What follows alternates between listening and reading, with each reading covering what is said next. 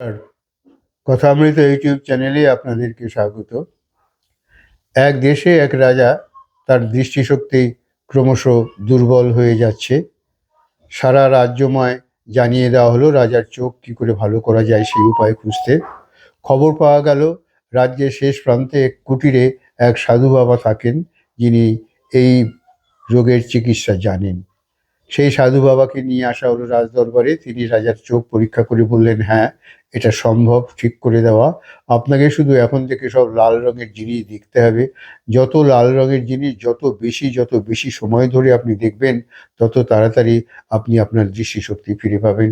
এই কথা শুনে রাজার নির্দেশে সারা রাজ্য জুড়ে সমস্ত কিছু লাল রং করা শুরু হয়ে গেল। রাস্তাঘাট রাস্তাঘাট গাছপালা, সমস্ত কিছু, বাড়ি ঘর দৌড়, এবং রাজা যেখানে যাচ্ছেন, যেখানে থাকবেন, সব কিছু লাল রঙের করা হলো। এক দক্ষযজ্ঞ শুরু হলো এবং কোষাগারের সমস্ত অর্থ জলের মতো খরচ হতে থাকলো।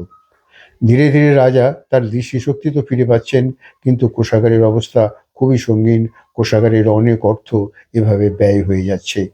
এবার রাজা সেই সাধুকে পুরস্কৃত করবার জন্য আবার রাজসভায় ডেকে আনলেন এবং তাকে পুরস্কৃত করলেন। সেই সঙ্গে বললেন, আমি আমার দৃষ্টিশক্তি তো ফিরে পেয়েছি, কিন্তু কোষাগারের অবস্থা খুব খারাপ হয়ে গেছে।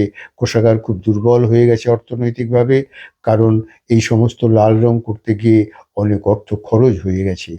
তখন সেই সন্ন্যাসী বা সাধু বলছেন, আপনি সব কেন লাল রং করতে গেলেন? আপনি তো একটা লাল রঙের চশমা পরলেই আপনার এই কাজটা হয়ে যেত। আপনি শুধু শুধু লাল রং করে এত অর্থ নষ্ট করে দেশের বিপদ ডেকে আনলেন। রাজা নিজের ভুল বুঝতে পারলেন, কিন্তু ততক্ষণে যে সমস্যা তৈরি হওয়ার সেটা হয়েই গেছে।